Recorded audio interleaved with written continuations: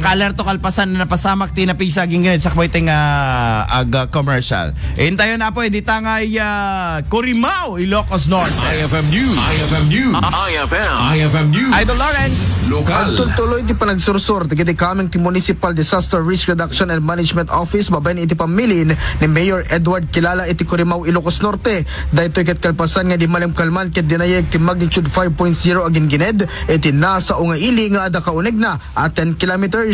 Mainayeg iti daytoy ket nairaman pa iti Ilocos Norte kang runana iti San Nicolas ken Syudad Tilawag pagiramanan iti Sinait Ilocos Sur at dinayeg ti gined nga ada kabigsana nga intensity 1. Kabayatan na binalakada ti LGU Corimao dagiti residente iti nadakamat a lugar nga agan-anad gapo iti posible nga aftershocks. Para iti IFM News, Idol Lawrence Martinez, Tatak, RMN.